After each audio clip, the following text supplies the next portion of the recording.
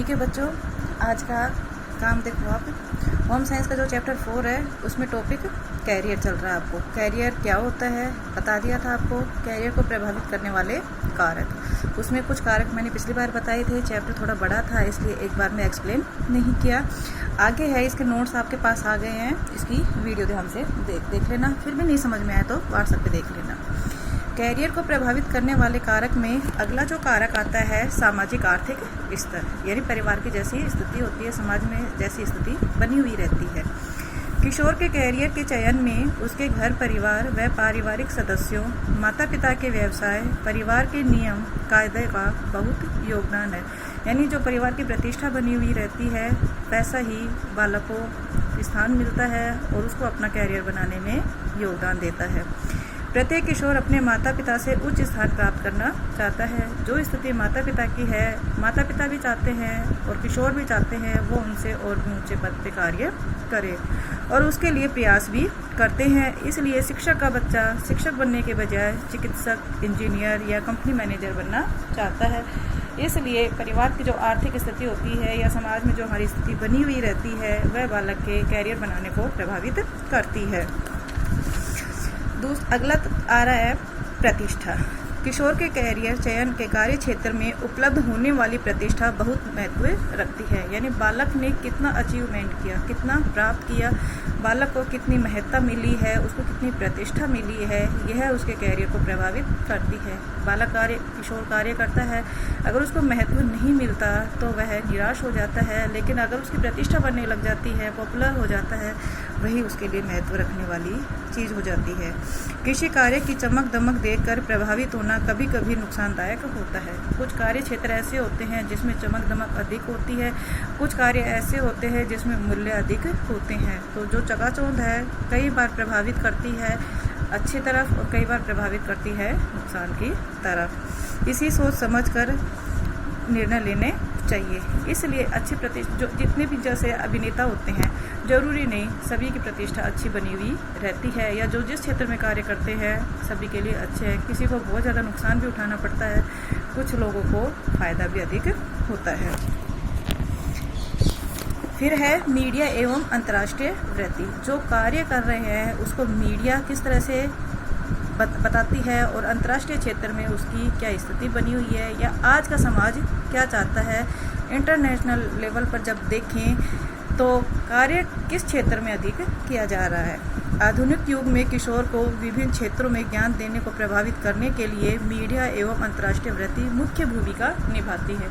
जिस क्षेत्र का ज्ञान हमें नहीं होता उसका ज्ञान मीडिया और अंतर्राष्ट्रीय वृत्ति किसी अन्य माध्यम के द्वारा घर बैठे हमें सीखने को मिलता है, देखने को मिलता है, नए क्षेत्रों का ज्ञान होता है और बालक अब जैसा समाज होता है, जैसा कार्य क्षेत्र बढ़ता जा रहा है उसी तरफ बालक भी बढ़ता हुआ जा रहा है। देश विदेश में उभरने वाले नए क्षेत्रों का पता चलता है। औद्योगिक क्षेत्र में नई तकनीकी का प्रयोग बढ़ता जा रहा है जिसका ज्ञान युवा को होना जरूरी होता है। क्योंकि अगर बालक अपने मूल्यों से चिपका रहे, आज के औद्योगिक युग में क्या परिवर्तन हो रहा है उसकी तरफ ध्यान नहीं दे तो बालक को नुकसान उठाना पड़ता है। क्योंकि जैसा समाज होता है, जैसा देश होता है, जैसी कार्य की मांग होती है, जिस क्षेत्र में प्रगति होती है उसी क्षेत्र की तरफ बढ़ना जरूरी होता है। इसके बाद में जैसे ये प्रभावित करने वाले कारक हो गए कैरियर को, ठीक है। इसी अवस्था में वैवाहिक जीवन की तैयारी भी होती है। किशोर को पूर्व और पश्चात दो भागों में बांटा गया है। पूर्व में किशोर अवस्था के लक्षण आने शुरू होते हैं, लेकिन किशोर की समाप्ति के तुरंत बाद ही युवा अवस्था आती है। युवा अवस्था में अब उसके पास दो जिम्मेदारियां होती हैं, अपने गृहस्थी संभालनी होती है और अपने कार्य क्षेत्र को देखना पड़ता है। तो उसकी तैयारी उन्हें किशोर अवस्था में ही करनी होती है।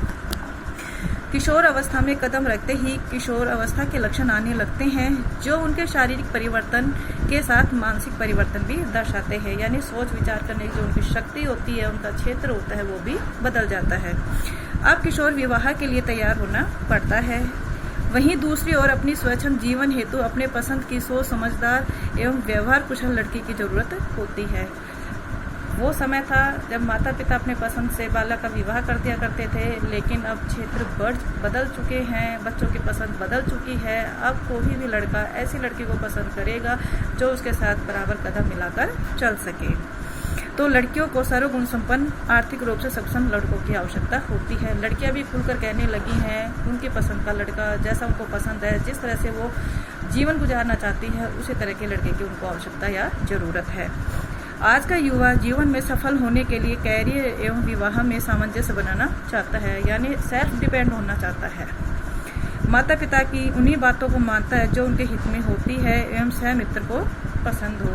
यानी मेरी लाइफ स्टाइल क्या है, माता पिता उस क्षेत्र में कितना बोलते हैं, क्या बताते हैं, जो मेरे हित में है माना जाता है, जो मेरे हित में नहीं माना जाता, चाहे माता पिता कितनी सलाह क्यों न दे। ठीक है। किशोर अवस्था के अंतिम चरण में वो वैवाहिक जीवन के लिए तैयार होते हैं, अपना माइंड बिल्कुल सेटल करने के लिए तैयार होते हैं। अब दूसरी बात, वैवाहिक मानदंडों में परिवर्तन, यानी जो विवाह के जो मानदंड थे उनकी सोचने विचारने की शक्ति बदल चुकी, इसलिए अब उनके मानदंड में भी परिवर्तन हो चुका है। पहले क्या था, विवाह कर दो, अपना जीवन जैसे तैसे चलाना होता था। अब बालक ये चाहता है मुझे अपना कैरियर बनाना है, अपने पैरों पे खड़ा होना है, उसके बाद में मैं विवाह की तरफ सोचूंगा। उसके सामने दो बातें होती हैं, अपना कैरियर बनाना और अपनी गृहस्थी निभाना। गृहस्थी की तरफ कम ध्यान देते हैं, पहले वो कैरियर बनाने की तरफ ध्यान देते हैं। किशोर की युवा अवस्था में आते ही दोनों जिम्मेदारियों को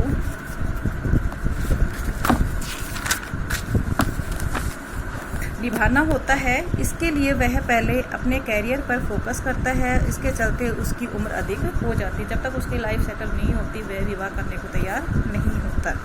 वहीं दूसरी ओर लड़की भी लड़के पर निर्भर होने की बजाय आत्मनिर्भर बनना चाहती है, सेल्फ डिपेंड होना चाहती है और बराबर हाथ बटाना चाहती है। इसके लिए उसकी उम्र भी अधिक हो जाती है। पहले विवाह की उम्र 18, 19, 20, अब लगभग आप देखोगे 22, 23, 25, 28 तक विवाह की उम्र जाने लगी है। ऐसी स्थिति में बड़ी उम्र में विवाह कर नए परिवार में सहयोग करना या समायोजित होना असंभव होता है, क्योंकि उनके विचार पक चुके होते हैं और अब उनके विचारों को बदलना मुश्किल ही नहीं नामुमकिन भी होता है। इसके कारण उनके रिश्तों में दूरी आने लगती है और रिश्ते टूटने लगते हैं। अतः उम्र के अनुसार कैरियर एवं विवाह में समायोजन जरूरी है। इसके लिए केवल कैरियर को अधिक महत्व न देकर गृहस्थ जीवन में भी सफलता प्राप्त करना जरूरी है।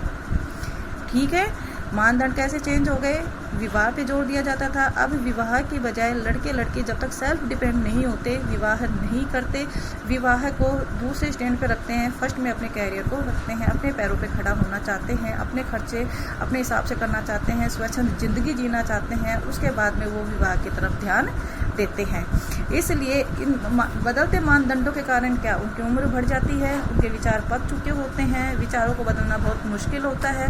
लड़कियां जिस नए परिवार में जाती है समायोजन नहीं कर पाती, लड़के भी इस स्थिति से समायोजन नहीं कर पाते और ये रिश्तों में दरार आने लगती है, परिवार टूटने लगते हैं। क्या तो वो सिंगल रहना चाहेंगे, अपनी न्यूक्लियर फैमिली में रहना चाहेंगे, या फिर वो माता पिता के साथ रहेंगे तो बहुत ही कम समय के। ठीक है, आपका ये लेसन कंप्लीट है।